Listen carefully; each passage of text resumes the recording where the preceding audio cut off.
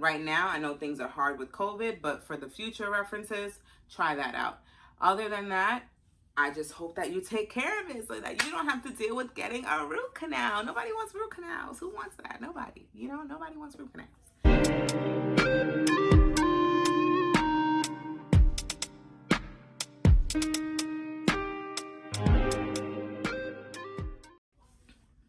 Hi guys, it's your girl Doreen Gracia coming to you with a new YouTube video. If you are new, please subscribe to my channel, and if you have been here already, thank you for watching another one of my videos. So today we are going to be talking about root canals. So what is a root canal? A root canal is a restorative procedure that is done in the dental office when you either have a really huge cavity that has gone way too long, and now it has gotten into the nerve of your tooth, and now your tooth is hurting. When you chew, when you drink something cold, when you drink something hot, or the tooth has broken. So sometimes we have a cavity, you bite into something and your tooth just breaks while you're biting into something, and now you have no choice but to do a root canal if the tooth has exposed the nerve of the tooth. Okay, and then another reason why you can need a root canal is, excuse me, if you have a really big filling in your tooth or something like that, and then the filling gets a really decent sized cavity around it, sometimes as you're cleaning out the tooth to replace that filling, it ends up exposing the nerve, and then you need a root canal. Now, is a root canal painful? Everyone has different pain tolerance. Some people can get a needle for the root canal and consider the whole procedure painful just because getting the needle hurt. Some people can feel a little discomfort from everything in their mouths, and because they felt discomfort the entire time during the procedure, they consider that the root canal hurt. Sometimes the root canal just hurts. Why does a root canal hurt? Well, it's like with anything in life. If you have a small fracture in your arm or in any part of your body, and you're told that if you let it go long enough, this and this is going to happen, and you're like, well, it's not hurting me right now, so I'll just deal with that later. Then you end up dealing with the pain later on. Those are the consequences you face for procrastinating. So it's kind of the same thing with dentistry. Dentistry is you dealing with something while it is still not painful. So a lot of times patients are told they have a cavity or they have issues with their gums, anything of that nature. And because they don't feel pain, they equal that to not needing the treatment right away, which is the very wrong way to address things when it comes to dentistry. The best way to address anything that is a problem when it comes to your teeth is dealing with it when it is not causing you pain. Because once it is causing you pain, it is at a point where it can possibly be not reversible, it cannot be fixed, and now you're either losing a tooth or you're just in excruciating pain, okay?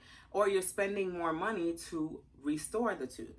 So for instance, I come to the dentist, I get x-rays taken, and the dentist tells me I have 5 cavities. What? 5 cavities?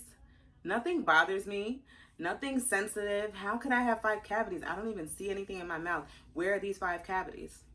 They're on the x-rays, okay? So the x-rays will show an area within the enamel, and I will insert a picture for you. And that is going to show a dark gray area within your enamel. Your enamel is naturally white on an x-ray. So when we start to see a grayish tint within the enamel, we can assume that there is something in that area that is breaking the enamel down and causing it to now appear grayish on the x-ray. That is a cavity. There are different levels to cavities and their sizes. So if the cavity is still within the enamel, the doctor may, 1, want to monitor it, or 2, want to fix it before it becomes a problem. It depends on how conservative your dentist is. But once the cavity is shown through the enamel and into the second layer, which is called the dentin, then it needs to be fixed right then and there. Why? Well, the enamel is hard and strong. So a cavity is not going to a cavity is not going to travel through the enamel as quickly. It will take longer to become a real issue. But once it has gone into the dentin is the softer layer of the tooth, within the tooth. So a cavity is going to travel much quicker within the dentin because it is a softer form of the tooth. So when we go for a long time without fixing a cavity that's not hurting us at the time, sometimes if you bite into something really hard, or it could even be something as simple as a piece of bread, but because your tooth is breaking down due to the cavity, your tooth is not as strong. It's not as hard. It becomes soft. So any little thing that you wouldn't even think of can break your tooth. And also, if the tooth doesn't break, let's say it doesn't break, but the cavity gets so big that it gets into the nerve of your tooth, you don't even have to physically see it in your mouth. But with an x-ray, we'll be able to see how big it is. And once the cavity gets into your nerve, it causes inflammation of the nerve tissue. And that is where we start to deal with either infections in the nerve, or we start to deal with pain. And that pain that you feel means that there is an infection brewing within your tooth. And when we think about infection in any parts of our body, we also have to think about the pH levels of that area that has an infection. So whenever something is wrong, our pH is very acidic. Okay, so when the pH is very acidic, when you go to get a root canal now and you get anesthesia, the pH in your tooth is going to counteract the anesthesia. So now you getting a needle to help with numbing the area so you don't feel pain is not working as well. Why? Because you have an infection, the needle and the anesthesia is not going to help you. It might help a little bit, but it's not going to do as much as it would have done if you would have dealt with the cavity before it became a root canal. Now, that's not the only reason you might need a root canal. Sometimes people have really, really big cavities and they clean out the tooth. It doesn't expose the nerve. They put a little medicine within the tooth, okay? And they just watch the tooth. They put a crown on it. The tooth is fine. But then down the line, the tooth is starting to bother you now. So some dentists want to be conservative. Sometimes they see a really big cavity or they see a really big filling that needs to be replaced, and they don't want you to have to deal with getting a root canal. So they will just clean out the tooth. They'll replace it with either a crown or an inlay or an onlay, which are different forms of restorative treatment that are a little stronger than a normal filling. But they will always, always, always make you aware that it is very possible that down the line, whether it's a week from now, a month, or a year from now, this tooth can be a tooth that causes you a problem. And in that instance, once that tooth is causing you a problem, it's almost 100% certain that the tooth is going to require a root canal. Sometimes you have a root canal already in a tooth, and for some reason the root canal starts to fail. Maybe the nerve wasn't cleaned out properly. Maybe bacteria started to build up within the canal after the root canal. Whatever the reason is, it is very possible to need a root canal again in a tooth that already had a root canal. That happens sometimes. And yeah, that's basically what root canals are. I know a lot of people really are really convinced that root canals are a painful, barbaric procedure, but it's really not. It really comes down to the patient and compliance. If your dentist tells you you have a cavity, and if you do not deal with this cavity, it's going to get bigger, because cavities don't get smaller. They either get bigger or they stay the size that they are, which is sometimes most than likely not the case. It's going to grow. Whether it takes a couple months or a year or a couple weeks, it will grow.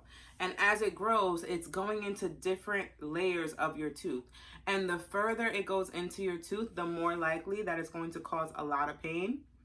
And the more likely that you're going to find inflammation within your nerve that is going to require the nerve to be removed. So, if you have a cavity right now, I'm talking to you. If you have a cavity right now that you know about and you have ignored getting it taken care of, then you need to get it taken care of. And don't get me wrong, I know dentistry is not cheap. I know it is very expensive, and I know a lot of insurances cover little to nothing when it comes to dental treatment. But you have to understand, a cavity being filled can be $100, $200. When we're talking a root canal, we're talking the root canal procedure, which sometimes has to be done by a specialist, which they charge more. Okay, then we're talking about a crown, which is another $700+. So you're spending triple, if not quadruple, the amount of money on getting a root canal, or even getting the tooth pulled if you don't want to do a root canal. So if finances are an issue, I completely understand. I respect it. I am not rich, so I understand.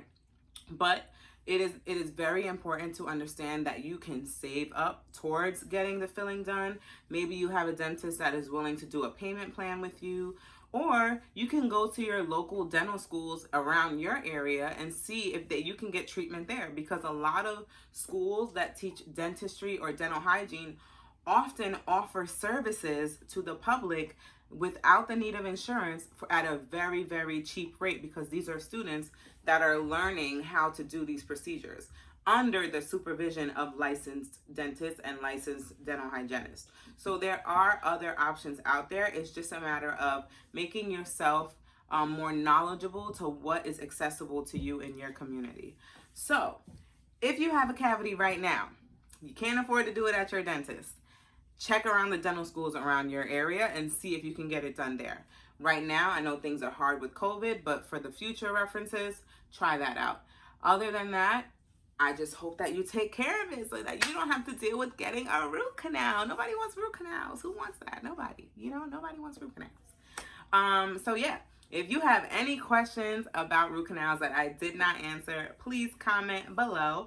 If you have ever had a root canal done, please comment below and let me know what your experience was. If you are against root canals, because there are people that practice holistic lifestyles and they think root canals are cancer causing and all these things, please comment down below and let me know what knowledge and what research you have to back that up. Other than that, I hope you guys enjoyed my More Dental Knowledge Monday video, and I will be speaking to you guys soon. Like, comment, you gotta subscribe, and I'll speak to you guys later. Bye.